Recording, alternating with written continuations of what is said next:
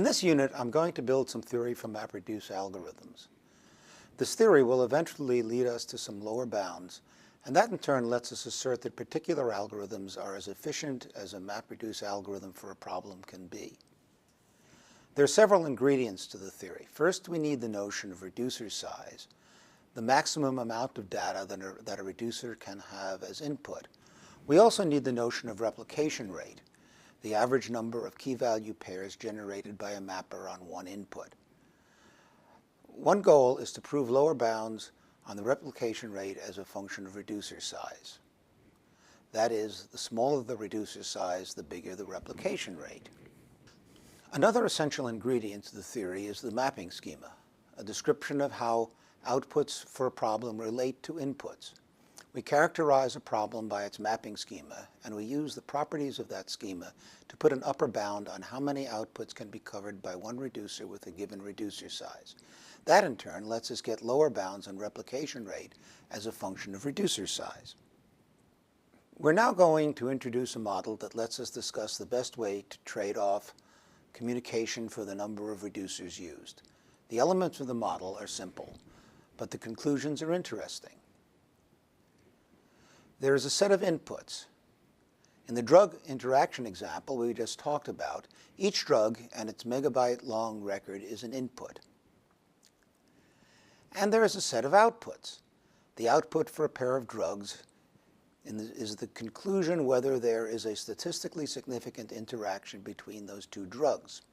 And there is a many-to-many relationship between inputs and outputs. Each output requires certain inputs to compute its value. In the drug interaction example, each output pair, say ij, is related to two inputs, I and j. It is common for outputs to depend on two inputs, but there are important examples where outputs depend on many more than two inputs. Often the inputs are sent as values in key-value pairs to the reducer where the outputs that need them are computed. However, in other cases, the key-value pairs could be computed in some complex way from the inputs. We don't need to distinguish these cases. We connect an input to those outputs such that the mapper for that input creates some key-value pair necessary to compute that output. Here's what the many-to-many mapping looks like between inputs and outputs for the drug interaction problem with 4 inputs. In this case, there are 6 outputs, each corresponding to one of the 6 pairs of drugs. Here's an example where outputs depend on very many inputs.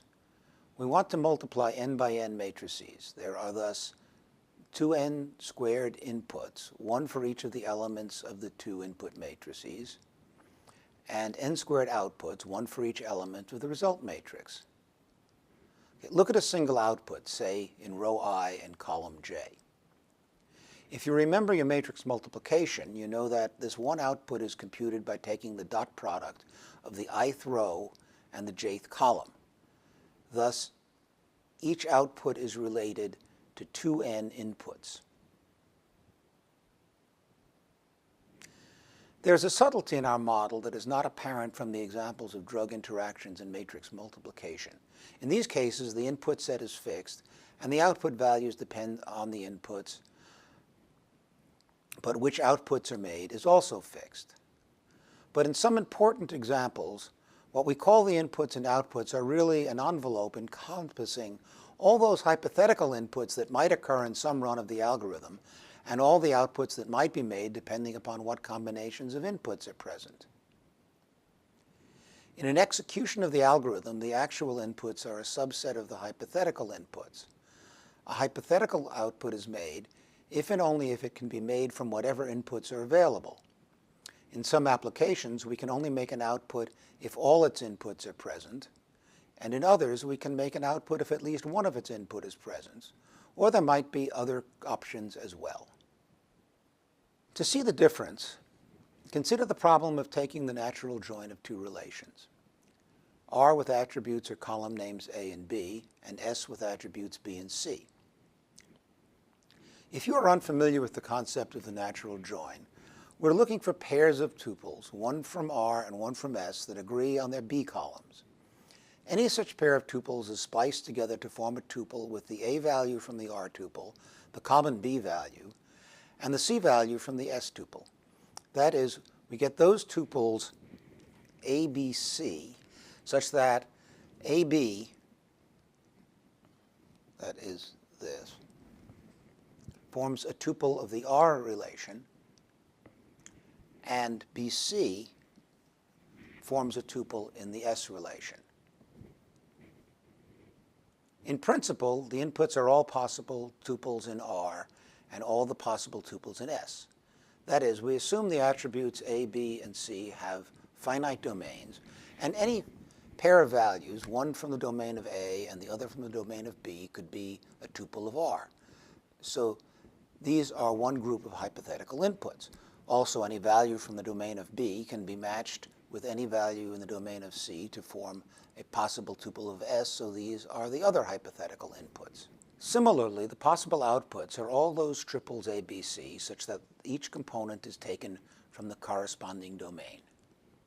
In this problem, each output ABC is connected to two inputs, the inputs that justify the presence of that output in the join.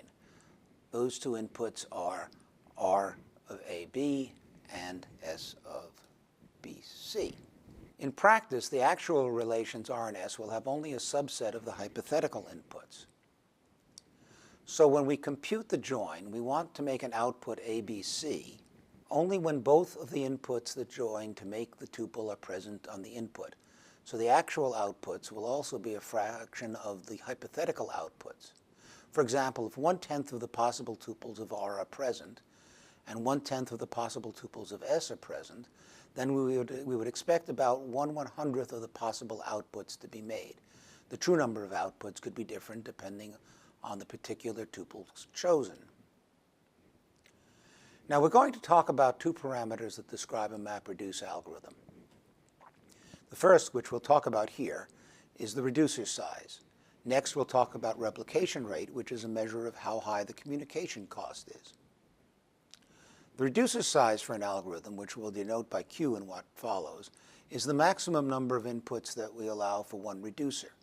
Remember, a reducer is a key and its list of values, so we are really putting an upper limit on how long this list can be.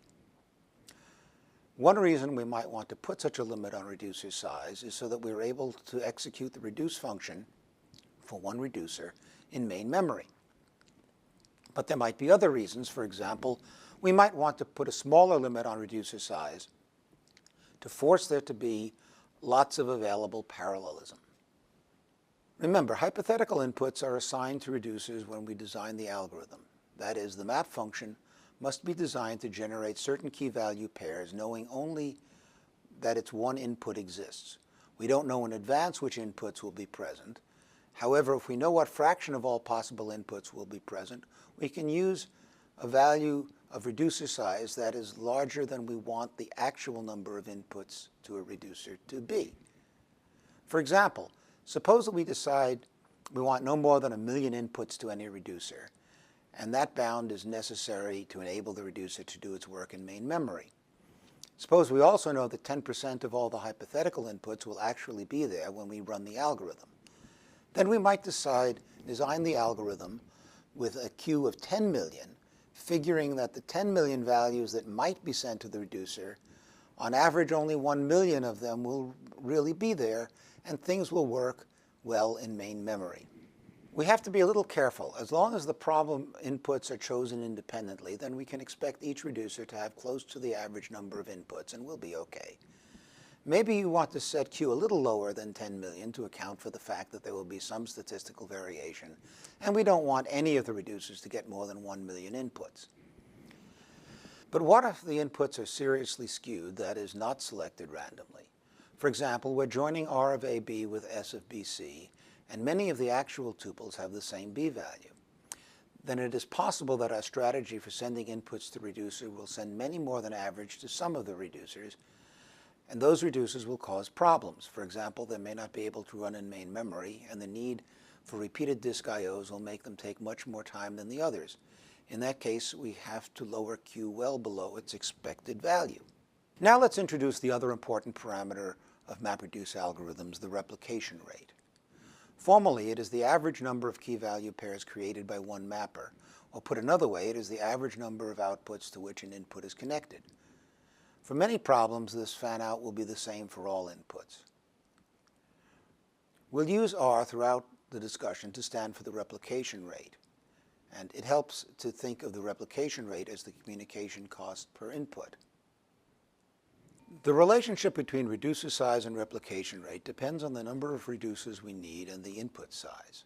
If there are p reducers, each receiving q inputs, and the number of inputs is capital I, then the replication rate will be pq divided by I. I should point out that I'm going to make a simplification here to avoid a substantial amount of mathematics. I'm assuming that each reducer has the same number of inputs, and that number is the maximum allowed, that is q. If some of the p reducers got fewer inputs, then the replication rate would be smaller, but usually we get the lowest possible replication rate for a given q by using reducers with exactly q inputs each. Let's see how R and Q relate for the drug interaction problem we discussed earlier. Let D be the number of drugs. In our example, we use D equals 3,000, but there's nothing special about that. Let's also suppose we divide the drugs into G groups of equal size, so each group consists of D over G drugs. A reducer corresponds to a pair of groups, so the number of inputs each reducer needs is twice the number of drugs in a group, or 2D over G. We can figure out the replication rate directly since each drug is sent to G minus 1 reducers, one reducer for each pair consisting of its group and one of the other groups. We'll assume G is fairly large, so we'll drop the minus 1 and just say the replication rate is G. Now we have R and Q in terms of G. We can eliminate G and get R equals 2D over Q. This is interesting. It says that the replication rate and reducer size are inversely proportional to each other. That makes a lot of sense. It says the more work we can throw on one reducer, and therefore the less parallelism we get, the smaller will be the communication cost.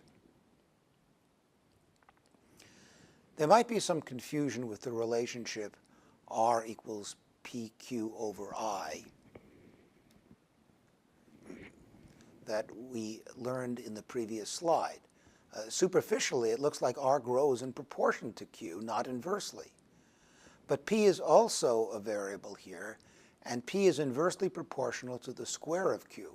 We can see that the earlier equation for R holds as well if we substitute for PQ and I. P is G squared over 2, Q is 2D over G, and I is D. When you multiply these out, you get R equals G, which we knew from the analysis of what the mappers do. Actually, it's not G, it's G minus 1, but P isn't really G squared over 2. It's really G choose 2, or G times G minus 1 over 2. The approximations even out. What we saw so far can be interpreted as an upper bound on the best possible replication rate for any reducer size. In general, when we give an algorithm and analyze its replication rate in terms of Q, we get an upper bound on the smallest possible R for that Q. Surely the smallest R cannot be greater than the actual R we get from the algorithm. However, to really understand MapReduce algorithms, we need to find lower bounds on R as a function of Q as well. The analogy would be sorting on a serial machine. We have algorithms like merge sort that take n log n time on input of size n. That's good to know, but it only becomes impressive because we also have an n log n lower bound on any algorithm that does general sorting. So what we want to address now is how one could go about proving that R cannot be less than a certain function of Q. In order to prove lower bounds and replication rate for a given problem, we need to be able to talk about every possible algorithm that solves a problem. We can't do that in general, but for many interesting problems, we can abstract enough of what any MapReduce algorithm can do that it is possible to make some useful claims about how much replication is needed. So let's define a mapping scheme for a given problem and for a given reducer size Q to be an assignment of each input to a set of one or more reducers.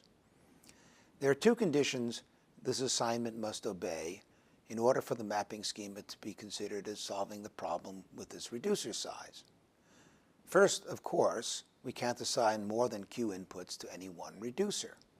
But in order for there to be any way of computing the outputs correctly using this mapping schema, there is another condition that must be satisfied.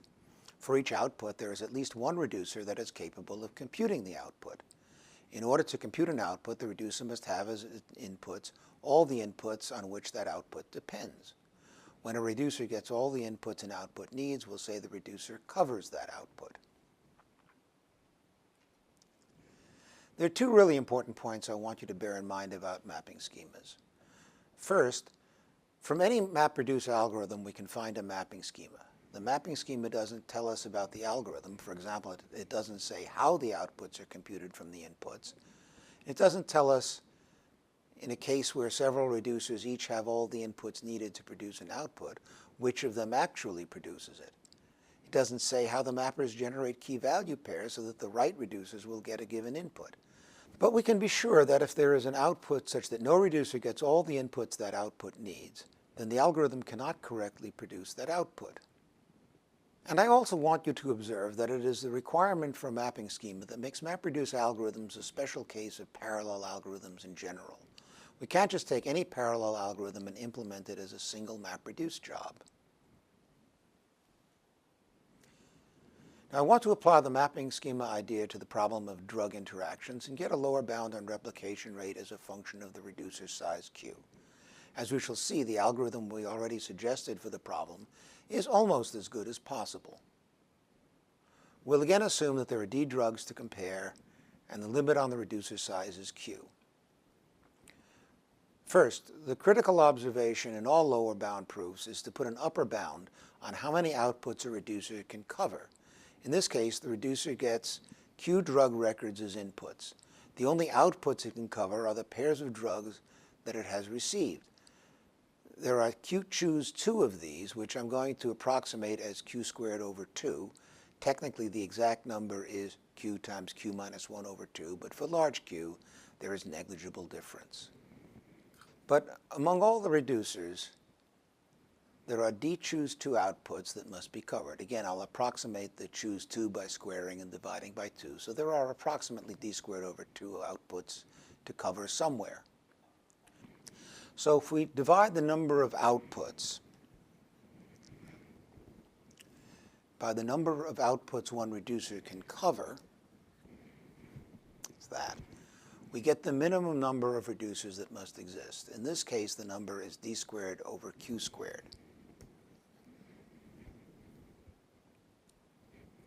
The replication rate is the number of reducers, that's d squared over q squared, times the number of inputs per reducer, that's q, divided by the total number of inputs, which is d. That gives us r greater than or equal to d over q. That is, there is our lower bound on replication rate for any algorithm that solves the drug interaction problem. I should confess that I'm being a little sloppy here. I'm assuming that the algorithm has every reducer getting all q of the inputs it is entitled to. I should do a little more math and consider the possibility that different reducers get different numbers of inputs smaller than q. However, it doesn't matter in the end. We'll still get the same lower bound. Notice that the lower bound, r greater than or equal to d over q, is half the replication rate that the algorithm we described using G groups uses. If you check back to that discussion, you'll find that we had r equals g, the number of groups, and also q was 2d over g. If you turn this equation around, you get g equals 2d over q, or r equals 2d over q, since r and g are the same.